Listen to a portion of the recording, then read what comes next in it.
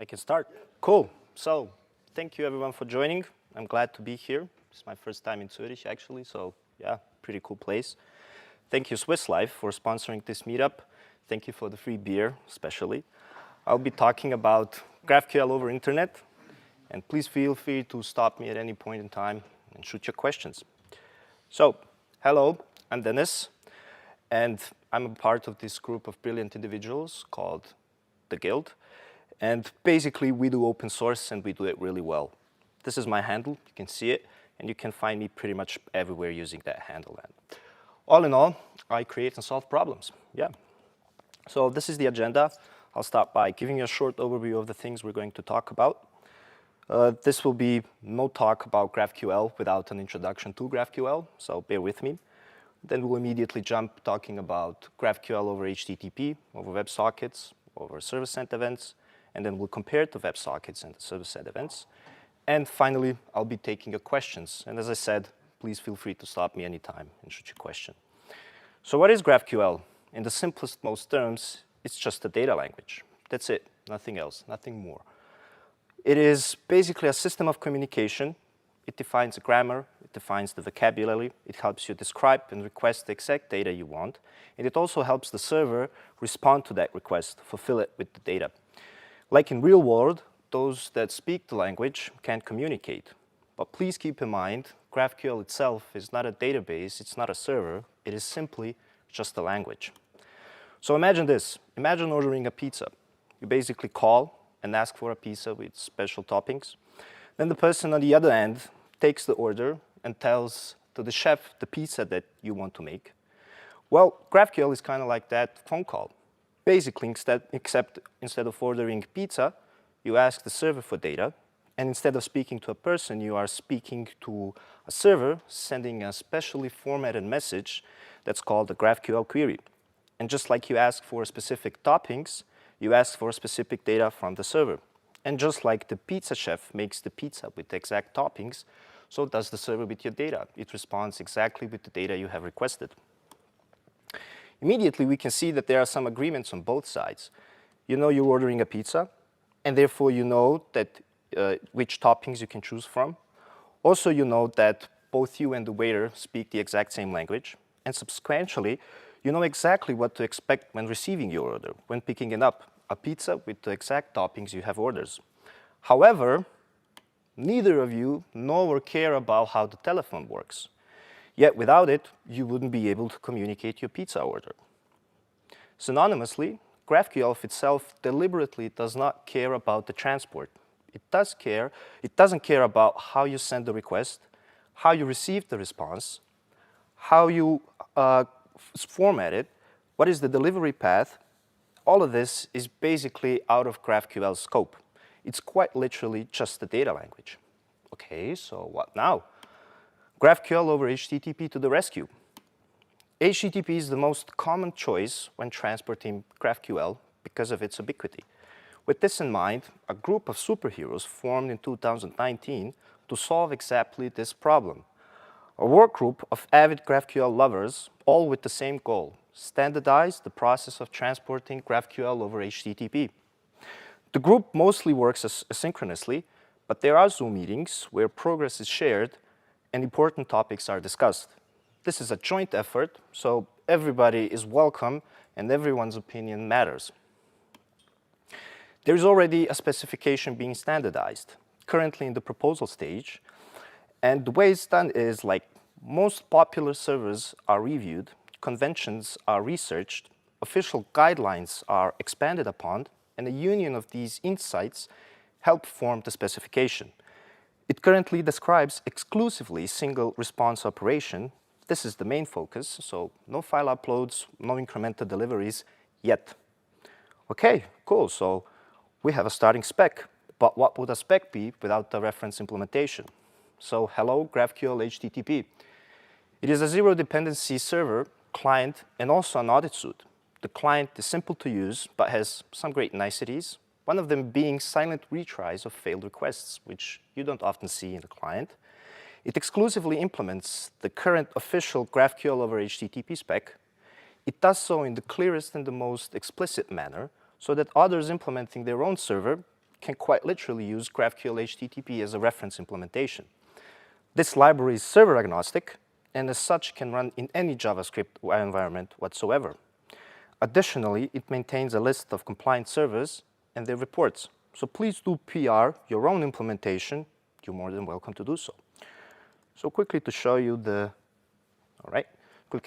repository, you can find it in this link, also available in the presentation. And here you see under the section of servers, after a long introduction, you see a bunch of servers that are fully compliant, like GraphQL Yoga, which passes all of the 78 audits, and you can review them. Basically, you can see what those tests are, and you can see what the answers to those tests are. If some of the warnings are not implemented, you can expand upon the response and see more information about it.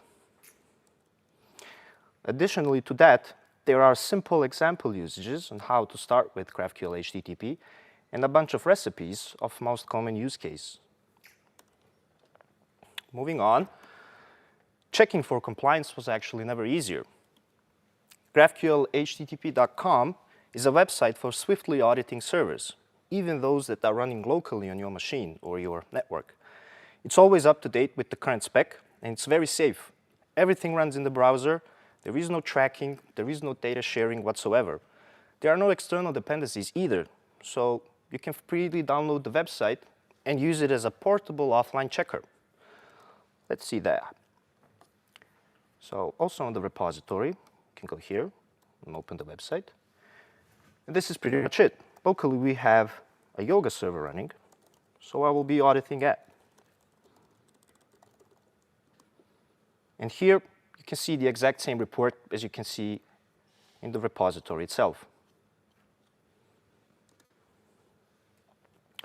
Okay, cool. You can, of course, build real-time apps with GraphQL, apps that require subscriptions. So what about real-time? We've been talking about single response requests.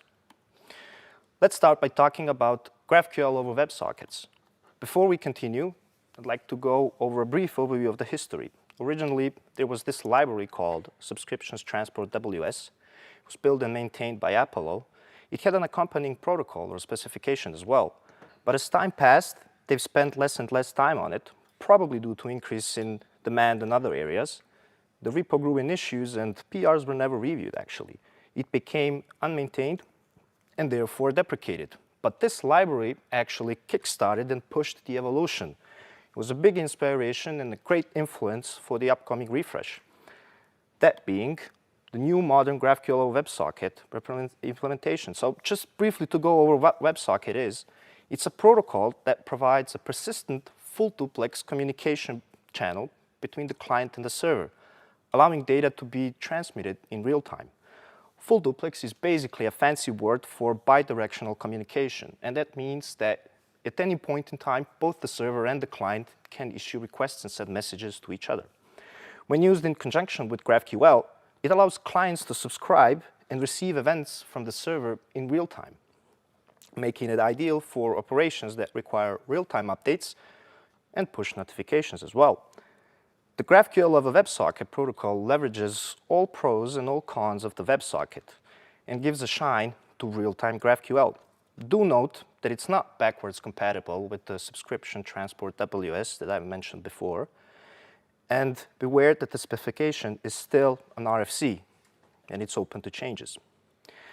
As I said, the specification goes best with the reference implementation. So hello GraphQL WS. It's a zero dependency server and client, very simple and bare bone, but don't be mistaken, it can be very versatile and quite extendable. One key element people often struggle with WebSockets are reconnections. GraphQL is all about stable connections. Silent retries with custom strategies are easy to use and extend.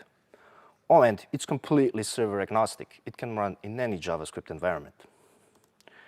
So, quite similarly, we have the repository of GraphQL WS, links available on the slide, as well as GraphQL HTTP. It has a few startup examples and a bunch of recipes that can get you up and going in no time.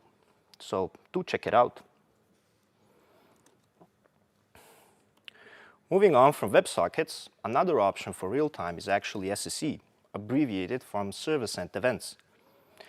But those of you just might ask the question, why not use the native event source? Do we even need a whole specification? Are we even overthinking it? It's an excellent question, actually. Here's a few gotchas about the browser native event source. Headers cannot be customized. The HTTP response is erroneous and not a 200 OK. Event source raises a very vague error, so you cannot investigate. The requests cannot have an accompanying body. It can only be a GET request. The retry mechanism is too simple. It will simply retry following an interval. Server might limit the length of the URL, and event source will continue reconnecting indefinitely if the server is the one that had closed the connection. Meaning if the subscription ends on the server side and you therefore close the connection, the browser will automatically reconnect. Keeping everything from the previous slide in mind, GraphQL over SSE specification is created. It basically fills in and lifts all usual limitations of SSE while keeping the browser native event source in mind. So you're not locked to a library, you're still free to use it.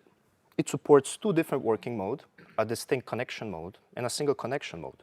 More about that in the following slides. Also note that this specification is currently an RFC and is therefore subject to changes. The first mode I want to talk about is the distinct connection mode. It's pretty much what you usually see with SSE. Each connection is a subscription on its own. The operation requests conform to the requests in the GraphQL over HTTP spec, but with two key differences. The content header must be event stream value so that the server knows that you are requesting an event stream. And all GraphQL errors must be reported through an established SSE connection. So you first have to accept the connection and then stream the error in a specific format through it. This also allows event sources to receive and have properly formatted and well-descriptive errors. An additional complete event that is used to indicate to the client that the subscription was completed from the server. So the subscription and the connection will not be just closed. The server will first notify the client that the subscription has ended and then close the connection. This makes event sources aware when the subscription is ended, server-side, and can be closed without unexpected behavior. The other mode I'd like to talk about is the single collection mode. Often talked about limitation of SSE is actually HTTP1. HTTP1 powered servers are limited to only 6 active connections per domain, meaning you can only have 6 concurrently active subscriptions at a time, while HTTP2 servers are by default limited to 100 active connections per domain. So you're actually preferred to use HTTP2 when using SSEs. The single connection works so that it creates a single connection to a server, which is used exclusively for streaming messages, for streaming the events as well. And then you issue separate HTTP requests to execute those operations. This property makes it safe for HTTP1 environments, but it also makes it safe for subscription-heavy HTTP2 environments, where you might have a lot of subscriptions because subscriptions are typically best when used granularly. These HTTP operations conform to the GraphQL over HTTP spec with just one difference. Instead of responding with the request, with the data, you actually respond with a 202 accepted, no data, and you stream the results to the single established connection. So the connection is the only one that's being used. Of course, a reference implementation goes along with the spec. GraphQL SSE is basically, again, a zero dependency implementation of both the server and the client. One cool thing is the fact that the server automatically detects the operation mode, so you don't have to do any configuration server-side. The client is pretty advanced too, and it offers a few interesting elements compared to event sources. It allows you to create custom retry strategies. You can decide exactly when you want to retry. Like you might have a health check on your server, and you want to wait for the server to become healthy before issuing a connection again, instead of just spamming it with requests. Since GraphQL SSE is packing a custom implementation of SSE and is not using the browser's event source, you're able to set custom headers. You can also add a body, and you can have very descriptive errors if such can occur. Like all the libraries mentioned in the presentation, GraphQL SSE is tool server agnostic, and it can run in any JavaScript environment whatsoever. Quick oversight of the website. This is the repository, and as the previous ones, there are quick start examples, as well as a bunch of recipes with the most common use cases that you might find yourself. Moving on, now that we have these well-established options, which one would you choose? Well, there are pros and cons to each and every one of them. Let's go through them. Basically, with WebSockets, you have real-time bidirectional communication. The latency is very low once that connection is established, but it has troubles with corporate firewalls because the upgrade request that transforms the HTTP to a WebSocket protocol is sometimes misinterpreted and therefore blocked by firewalls. Compared to SSEs, SSEs are transported over a very simple HTTP request. They have built-in retry for browsers, so it's actually quite easy to use and get started with. And they have absolutely no problems going through corporate firewalls. So basically, it's up to you to evaluate your needs and compare and decide which one you want to use. That's it. Thank you for your attention, and I'd love to hear your questions. Awesome.